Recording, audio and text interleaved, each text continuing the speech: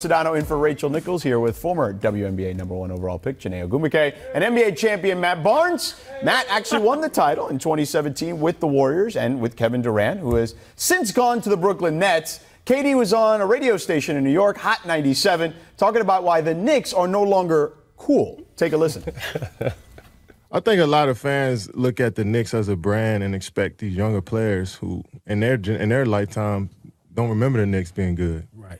So, like, I didn't grow up with the Knicks. Well, I seen the Knicks in the finals, but kids coming up after me didn't see that. So that whole brand of the Knicks to them is not as cool as, let's say, the Golden State Warriors or even the Lakers or the Nets now. You know what I'm saying? It's like the cool thing right now is not the Knicks.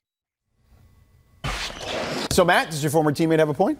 Absolutely. It's been that way for a while. I think they're, they want to buy into the letters across their chest, and this younger generation doesn't really have a knowledge of history, or it's sometimes, and I'm not saying everyone, really just a respect for the history of the game. Now it's what have you done for me lately? Right. You know what I mean? And it hasn't been the Knicks in a long time, and it won't be the Knicks for the long time. Like I've continued to say, it starts at the top, and until they get a new owner, they're gonna stay in the toilet. Janae, to Matt's point, it's been a long time since Pat Riley and Jeff Van Gundy and Patrick Ewing and John Starks. Oh man, you're right. I feel bad. I really feel bad because I'm not that much younger than Katie, but I get what Katie is talking about, and unfortunately, you're right, Matt, because. Respect and all that stuff. I feel you. Knowledge. We got to do better with knowledge. Right. But I grew up with the mellow Knicks. Right. That's when I was watching basketball, and the furthest they got was the second round against Indiana. Yeah. And then I also grew up though with the New Jersey Nets. Right. And that was iconic just because of Jason Kidd. There was energy, buzz, and excitement. So for Brooklyn now, it's sort of like you had a departure from that culture for a little while, but now you've got this new arena.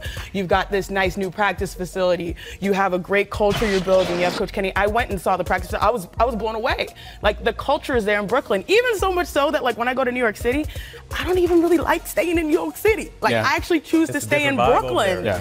It's just a different vibe, and I think this is what Katie is speaking to. Well, but I think it's too. The Tsai family. Sure. They're really outside the box. I got a chance to meet them, and they're really trying to do everything to really get this new group and new message out there, and I think they're doing a great job. And I think though that stuff takes generations, though, as you pointed out.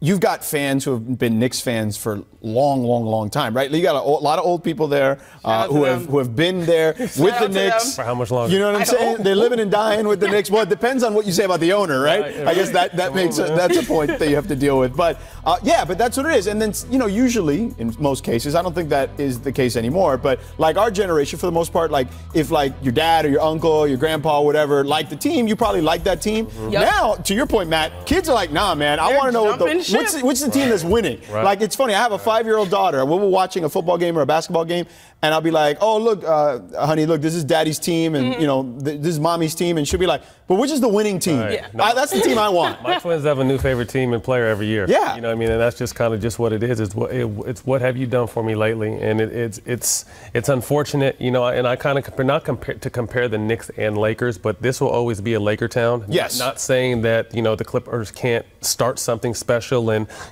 possibly hang a few banners. It'll always be a Laker town. Right. I feel like New York is kind of always going to be known as a Knicks town, but like I said, the Nets have a perfect opportunity to build something new and kind of get this new generation and possibly turn the tide in a handful of years. Or at least create a real rivalry, right? Amongst the fans in town. Former #1 overall pick, Markelle Fultz, scored 8 points off the bench for the Magic in his preseason action last night. So, Chiney, how has Fultz looked so far to you? I'm really happy because, I'm not even watching necessarily the jumper so much. I know we all have eyes for the jumper, but I'm just looking at how he moves. What is his confidence level? Right. And if you see his confidence there, he's making some nice moves. He had a nice little double clutch reverse layup. That's what I want to see from Markelle Fultz. Now, I know it'll probably be a whole new experience because he has not attempted, to my knowledge, a free throw yet.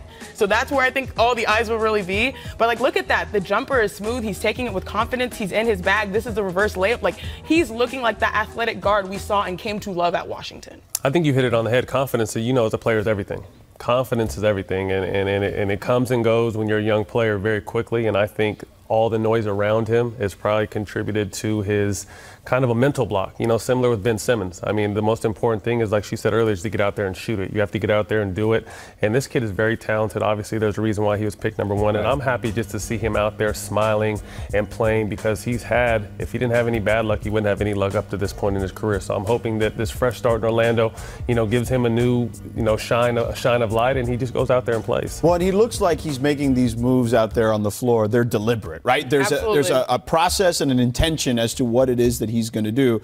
And because he's so deliberate with his actions, I think that exudes the confidence that you guys are talking about. And look, here's the other thing. Orlando needs him too. They do. They could use a star in that town, and he's got star potential, as you pointed out. That's the reason he went number 1. Like I said, I just want to see him continue to stay injury-free and just see what happens. He really hasn't had a chance to really do too much of anything in this league, so I'm excited he got a fresh start. And if you're a basketball fan, you're rooting for him. Of course. Sort of like you're rooting for the Knicks to get some success. It's like one of those things deep down. Well, I don't know about that. You want them to be Not everybody's rooting for the Knicks. Because at some point, it's so hard. Producer Steve is. He is. Shout out to Steve. But I think we're all rooting for Markelle Fultz for sure. Yeah, no, absolutely. We can all agree on that for sure. All right, here's what the Jump recommends for today. Our Lakers reporter, Dave McMenamin, published a piece today on how AD got to the Lakers despite the controversy and fallout surrounding his trade request. In the story, AD's agent Rich Paul says his client is better than the reigning MVP. We'll discuss that when we come back here on The Jump.